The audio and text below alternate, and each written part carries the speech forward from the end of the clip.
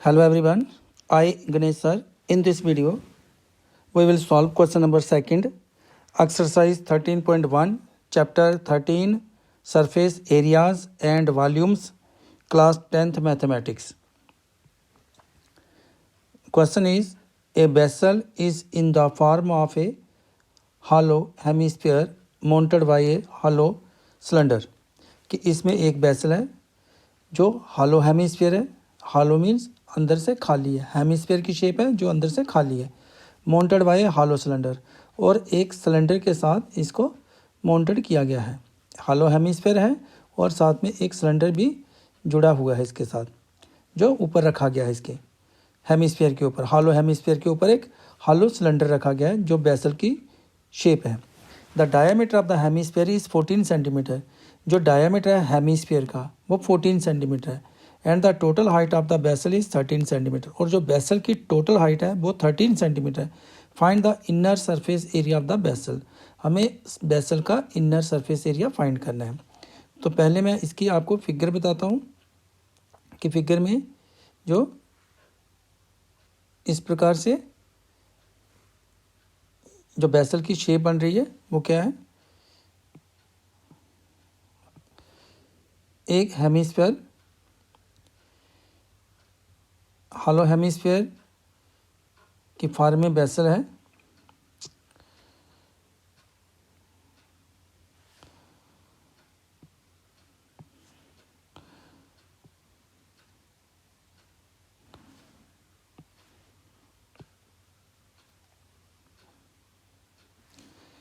जो बन जाएगा हमारे पास हॉलो हेमिस्फीयर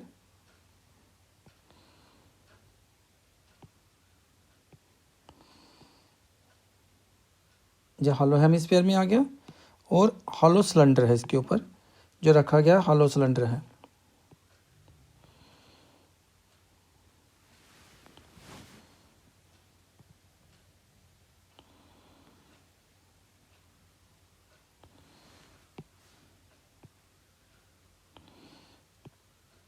अब यहाँ पे देखें कि जो इसका डायमीटर दिया गया हमें हेमिस्फीयर का वो है 14 सेंटीमीटर. अगर डायमीटर 14 है तो यहाँ तक इसका रेडियस हो गया, ये कितना हमारे पास जो रेडियस है 7 सेंटीमीटर, और यहाँ से ये भी क्या हो जाएगा इसका रेडियस होगा हेमिस्फीयर का, ये भी आर होगा, और ये हमें कितना दिया गया 7 सेंटीमीटर.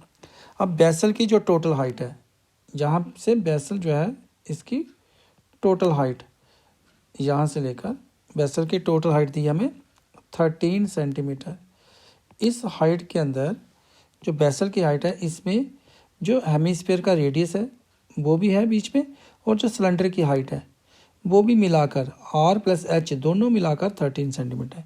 यहाँ पे जो सिलेंडर की हाइट है, ये सिलेंडर की हाइट हुई, और ये एच ले लिया अगर हमने, एच प्लस आर जो है जो हाइट इसकी हेमिस्फीयर के दोनों को मिलाकर 13 सेंटीमीटर है. अब हमें क्या फाइंड करना है कि इसका inner surface area of the vessel. तो जो inner surface area of the vessel होगा उसके अंदर क्या क्या एरिया होगा.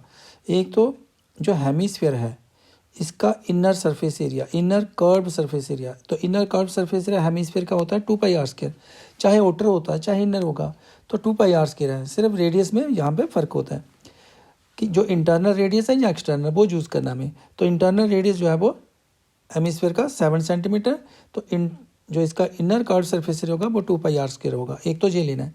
और सिलेंडर भी हॉलो है और इसका इनर कर्व सरफेस एरिया जो होगा वो होगा 2πrh, जो सिलेंडर का होगा 2πrh. अब सिलेंडर की हाइट हमें फाइंड करनी है. तो जो सिलेंड्रिकल पार्ट है उसकी हाइट क्या होगी, जहाँ पे टोटल हाइट हमारे पास 13 सेंटीमीटर है, तो 13 में से ये जो रेडियस होगा इसका हेमिस्फीयर का वो माइनस कर लिया जाएगा इसमें से, क्योंकि यहाँ से लेकर अगर ये रेडियस है हेमिस्फीयर का तो ये भी उसका रेडियस है जो कि 7 सेंटीमीटर हो जाएगा, क्योंकि इसका डायमीटर है 14 सेंटीमीटर तो रेडियस कितना हो जाएगा 7 सेंटीमीटर. तो हाइट सिलेंडर की भी निकल जाएगी. तो हम इसका जो inner surface area of the vessel होगा उसके लिए हम क्या करेंगे, inner curve surface area of hemisphere 2πr² plus inner curve surface area of cylindrical part 2πrh use करके इसको सॉल्व कर लेंगे. अब करते हैं इसका सोल्यूशन स्टार्ट। हमें जो गिवन है उसको लिखते हैं पहले, diameter of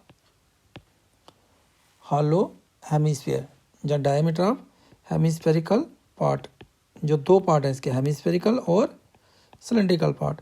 diameter of hemispherical part जो है वो हमें दिया गया है 14 सेंटीमीटर।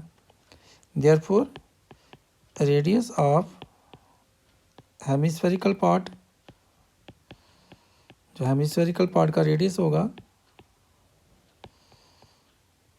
उसको r ले लेंगे और वो आ जाएगा इसका half, 14 divided by 2 is equal to 7 centimetre.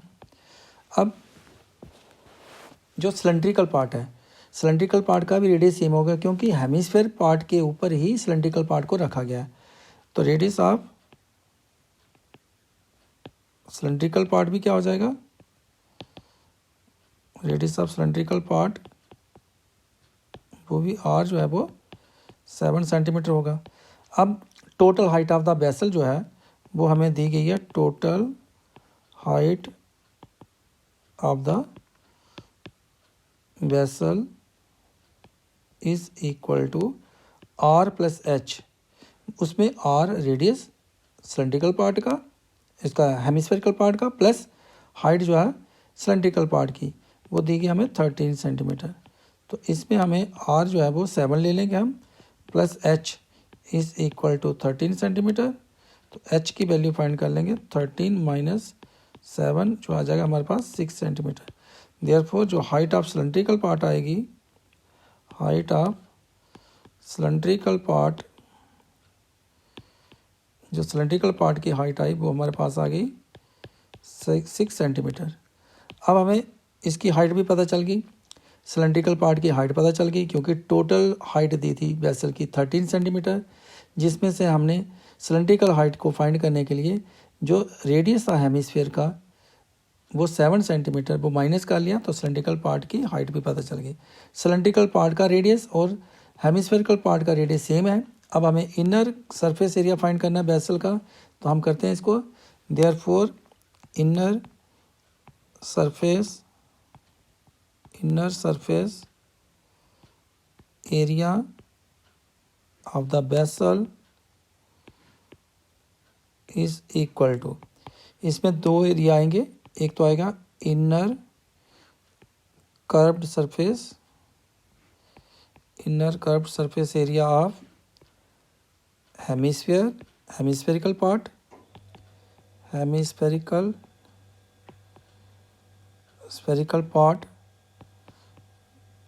Plus inner curved surface area of cylindrical part,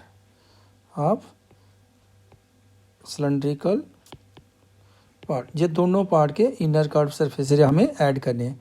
तो inner curve surface area of hemispherical part क्या होगा, 2πr² plus inner curve surface area of cylindrical part क्या होगा, 2πrh। अब इसमें क्या कर सकते हैं हम, 2πr कॉमन कर सकते हैं,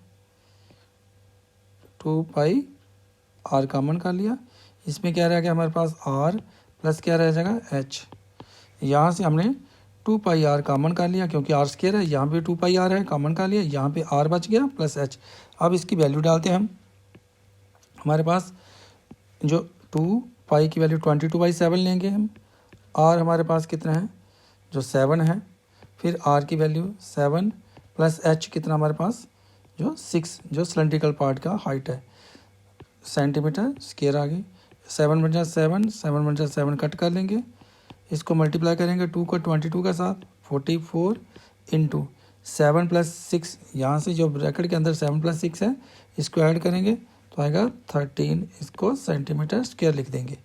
अब 44 की 13 से करेंगे मल्टीप्लाई, तो 13 4 जा 52, 2 कैरी, 13 4 जा 52 और 13 4 जा 52, 5 कैरी, 13 4 जा 52 और 5 57 सेंटीमीटर स्क्वायर।